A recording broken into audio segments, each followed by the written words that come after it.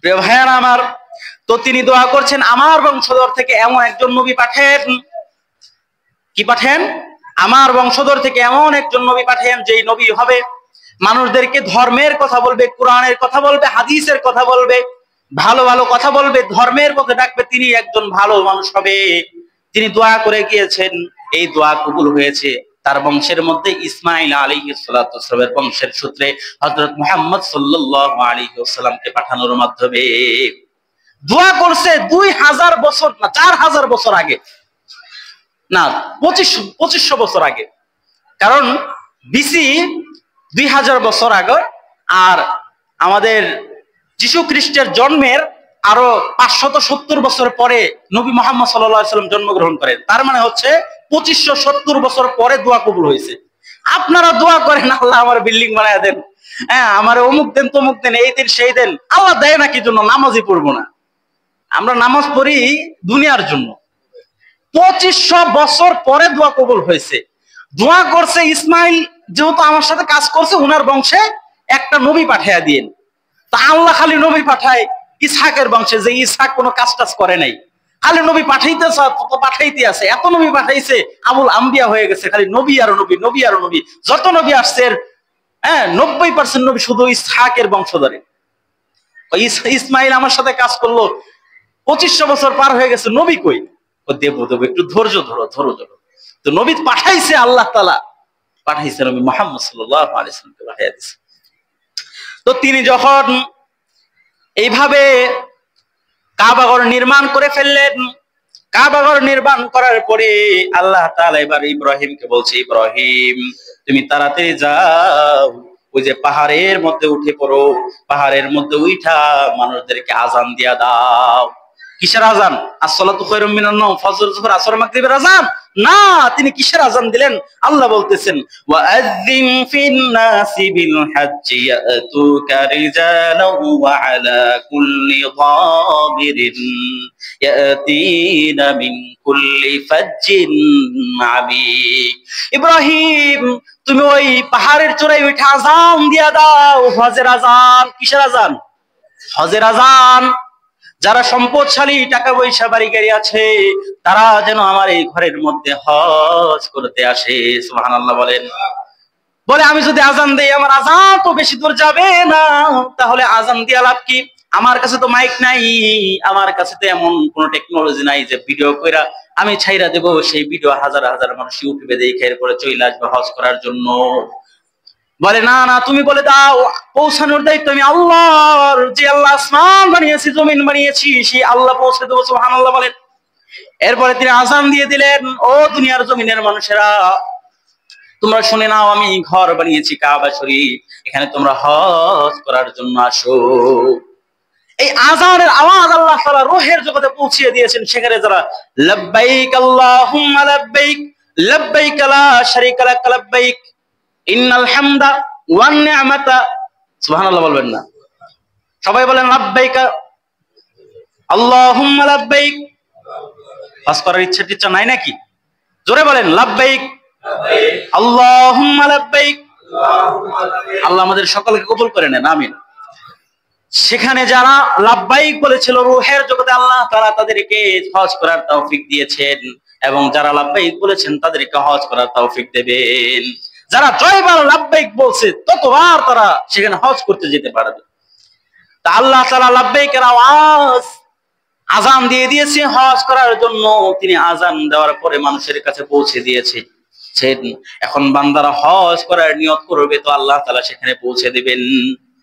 2 বছর আগের ঘটনা আপনারা সবাই জানেন। পাকিস্তানের বেলুচিতে এক মুরব্বী ভাইরাল হয়েছিলেন, এখনো সার্চ করলে ইউটিউবে পাবেন। এই লোক বৃদ্ধ লোক, একদম বৃদ্ধ, প্রায় 82 বছর বয়স। এই আল্লাহর বান্দা আব্দুল কাদের নাম। এই আব্দুল কাদের সাহেব উনি আল্লাহর কাছে দোয়া করেন, আল্লাহ আমাকে হজে পাঠান, কিন্তু টাকা পয়সা কিছু নাই, ছোট্ট একটা সোনের ঘর, মাত্র ছোট্ট একটা ঘর, এই ঘরের মধ্যে তিনি থাকেন। তো ওখানে ছাগল চড়ান, ছাগল চড়ায় চড়ায় কিছু কিছু টাকা জমা করেন। তো এইভাবে উনি টাকা জমা করে কোনোভাবে তিনি হজ করতে গেছেন। তো তিনি যখন জুতা বাহিরে রেখে ভিতরে গেছেন, জুতা বাহির থেকে ভিতরে, ভিতর থেকে বাহিরে এসে দেখেন জুতা নাই। এখন সৌদি আরবের যে গরম, এই গরমে জুতা ছাড়া হাঁটলে পায়ে ফোসকা পড়ে যাবে। জুতা খুঁজতে খুঁজতে উনি পেরেশান হয়ে গেছেন, বেলুচি ভাষা ছাড়া কোনো ভাষা জানে না, পেরেশান হয়ে ঘুরতেছে। মানুষে বলে কি হয়েছে, পরে ভিডিও করে ছাইরা দিছে, তো ভাইরাল হয়ে গেছে। তার যে পোশাক আশাক, অনেকে বলে সাহাবীরা যেভাবে দুনিয়া বিমুখ হয়ে চলাফেরা করতো, তিনি এইভাবে চলাফেরা করতেন। তো ওখান থেকে সৌদি আরবের বাদশা সহকারে সবাই এটা নিয়ে খুব উৎফুল্ল ছিলেন। তারা টুইটারে পোস্ট করেছেন, টুইট করেছেন, এবং ওনাকে সাধুবাদ জানিয়েছেন এবং ওনাকে বিভিন্নভাবে সাহায্য করার চেষ্টা করেছেন। হাজার হাজার মিডিয়া ওনার কাছে পায়ের কাছে যায় বৈশা বৈশা বলে, আপনি কিভাবে হজ করতে আসলেন এই বৃদ্ধ বয়স, আল্লাহ কবুল করলে কিভাবে করে। আশরাফ আলী থানভী রাহিমাহুল্লাহ উনি ঘটনা এনেছেন, এক পিঁপড়া নাকি আল্লাহর কাছে দোয়া করতো, আল্লাহ আমাকে হজে নিয়ে যান। পিঁপড়া হজ করতে পারে? বলে আমি মক্কা শরীফ দেখবো।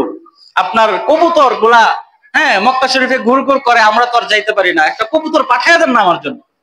দোয়া করছে, আল্লাহ নাকি কবুতর তাড়াতাড়ি যা, মরুভূমির মধ্যে এক পিঁপড়া আছে, এই পিঁপড়াকে নিয়ে আয়। আল্লাহ ওই মরুভূমির মধ্যে ওই কবুতরে পাঠিয়ে দিচ্ছে, কবুতর গেছে, ল্যান্ড করছে, তাড়াতাড়ি উঠ। কবুতর কিন্তু ফ্লাইটের সময় হয়ে গেছে। এবার কবুতরের পাখার মধ্যে ভিতরে ঢুকে পাখা ধরে বসে রয়েছে। কবুতর গিয়া মক্কায় নামছে, ফ্লাইট এসে পড়ছে, তাড়াতাড়ি নামো, তোমার তোয়াফ করতে হলে কইরা নেও। মানুষ এসে পাড়া দিব, বাঁচবা না কিন্তু। এবার সে নাইমা এবার কাবা শরীফ ঘুরে ঘুরে এই করে। আশরাফ আলী থানভী রাহিমাহুল্লাহ ঘটনা করছে। আল্লাহ দোয়া করলে দোয়া কবুল করে। প্রিয় ভাই, দুনিয়ার জন্য দোয়া করেন কেন, আখিরাতের জন্য দোয়া করেন। দুনিয়ার জন্য করলে আখিরাতের সাথে করেন, সাথে আখিরাতেরটাও করেন। তো আল্লাহ তাআলা হযরত ইব্রাহিম আলাইহিস সালামকে যখন আযান দিয়ে দিয়েছে, এভাবে চলতে চলতে হাজার বছর চলে গেছে। আমার আলোচনার টপিক হজ, কিন্তু আমি সূরাতুল সূরাতুল ফিল আছে না, সূরাতুল ফিলের কিছু আলোচনা করতে চেয়েছিলাম, সবাই শেষ হয়ে গেছে, শুরুই তো করলাম। যাই হোক, আল্লাহ তাআলা এইভাবে মক্কা শরীফটাকে নির্মাণ করলেন। আজও পর্যন্ত 10 বার নির্মাণ হয়েছে। কয়বার? 10 বার নির্মাণ হওয়ার পরে এখন 11তম বারে প্ল্যানিং চলছে যে তারা নির্মাণ করবে। কেমন করে নির্মাণ করবে এটা ডিজাইন হয়ে গেছে। ইউটিউবে যদি ভবিষ্যৎ প্ল্যানিং এটা কিভাবে নির্মাণ হবে আপনারা সার্চ করেন, ওটা দেখতে পারবেন।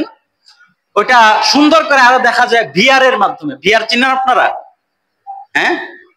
ভি মানে হইতেছে আপনার, ভি মানে হইতেছে ভার্চুয়াল, আর এ মানে রিয়েলিটি, ভার্চুয়াল রিয়েলিটি। আপনারা দেখবেন এক ধরনের চশমা আবিষ্কার হয়েছে, এখানে লাগায় রাখে, দেখছেন? এটা আপনারা যারা অনলাইন ব্যবহার করেন তারা দেখবেন, এই চশমা এখানে দিলে তারা যে ভিডিওটা দেখে, আমরা যে মোবাইলে ভিডিও দেখি, ওই দেখার এবং এখানে দেখা দুইটার মধ্যে পার্থক্য হলো, আপনি সামনাসামনি একটা জিনিস যেমনে দেখেন, ওই ভিআর চোখের মধ্যে লাগালে, ভিআর মানে ওই যে খায় যে ভিআর, ওইটা না, ভিআর ভার্চুয়াল রিয়ালিটি।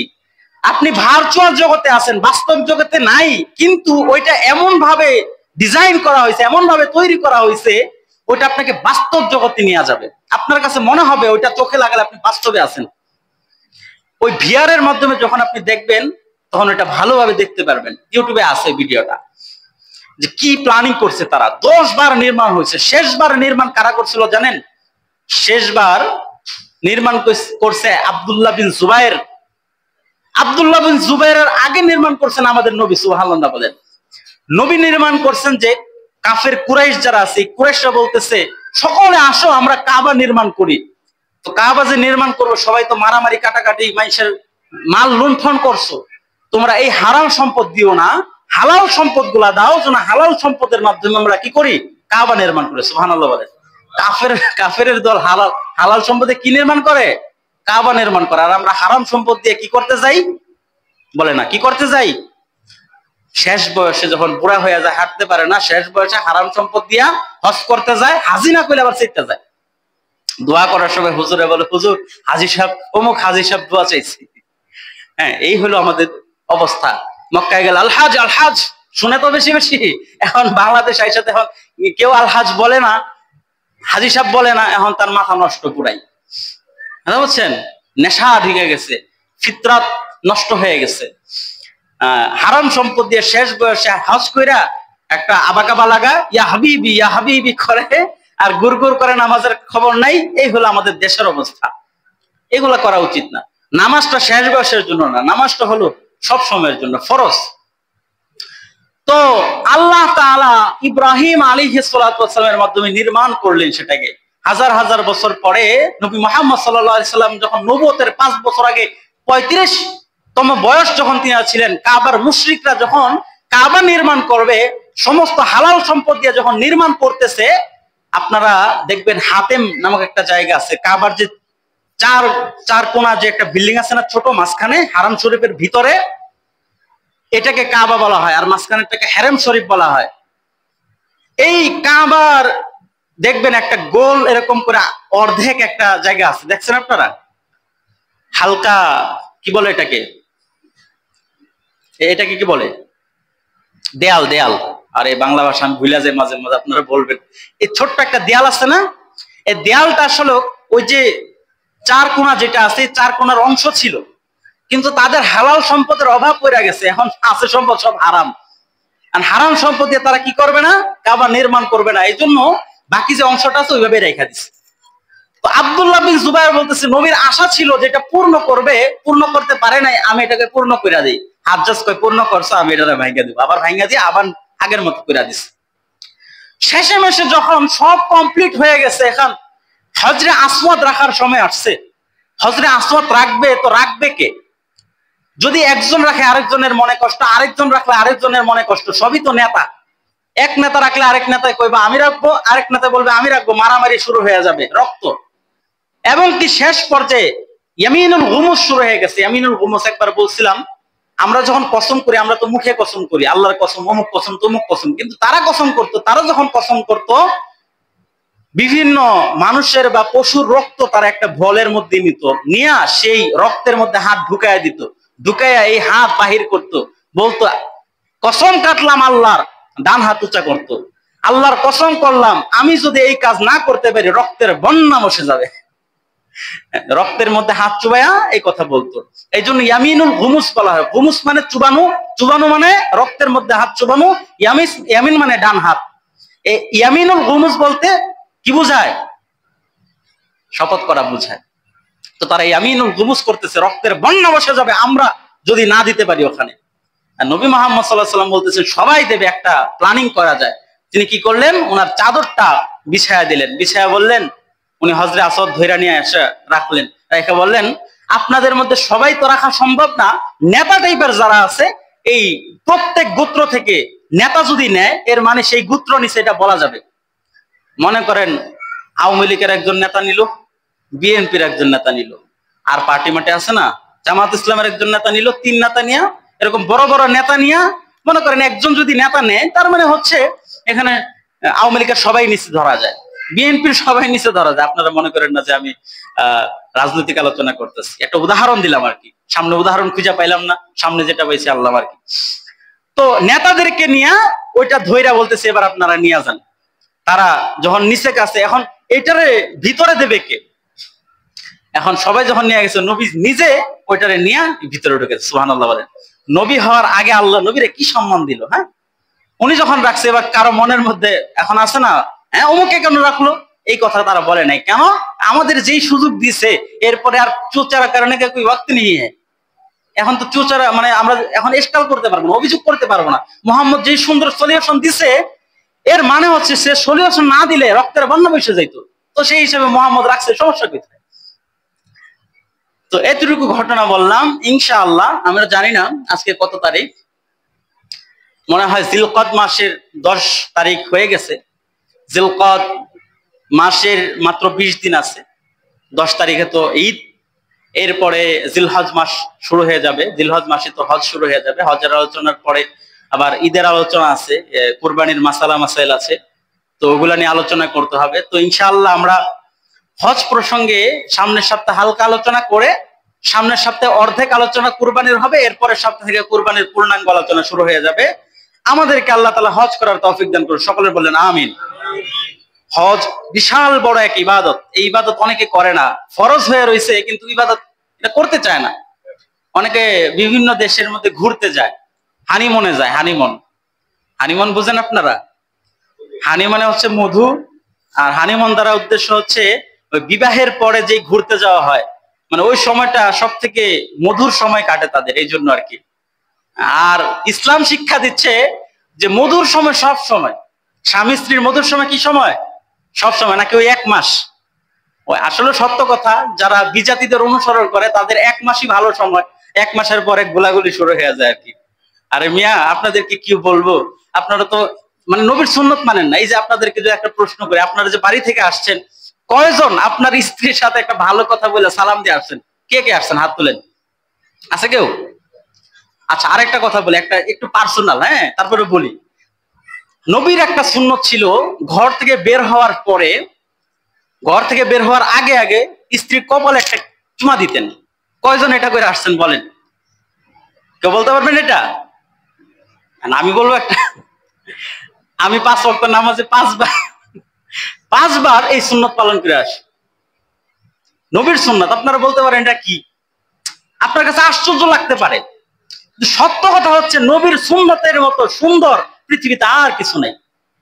আপনি একদিন আমল করেন, একদিন আপনার সংসারে কোনোদিন যদি সমস্যা হয়, আবার আপনার আয়সা বললেন, বাকিটা ইনশাল্লাহ আমার দায়িত্ব। কেমনে সংসার টিকাইতে হয় এটা আমার দায়িত্ব। সালাম দেন বাড়িতে গিয়া, প্রথম দিন সালাম দেবেন, দ্বিতীয় দিন সে আপনাকে সালাম দেবে। 5 ওয়াক্ত নামাজ না, শুধু জুমার দিন আসার আগে আপনি গালটা পাইজা বলবেন, একটা তাড়াতাড়ি দাও, পাওয়ার পাইতেছি না শরীরে, পাওয়ার লাগবে আমার। পাওয়ার নিয়ে আসবেন, ইনশাআল্লাহ আপনার সংসার কেমনে সুন্দর হয় এটা আপনি দেখবেন। নবীর সুন্নত মানেন। অনেকে হানি মনে যায় কোথায়? অনেক দেশে, ভিন্ন ভিন্ন দেশে, বিজাতিদের দেশে। আরে নবীর দেশে যান, নবীর একটু সালাম দেন, কলিজা শান্তি হয়ে যাবে, চোখ দিয়ে টপ টপ করে পানি বের হবে। হ্যাঁ, ইনশাআল্লাহ আমরা সকলেই সোনার মদিনায় যাব। আল্লাহ তাআলা আমাদেরকে তৌফিক দান করুক।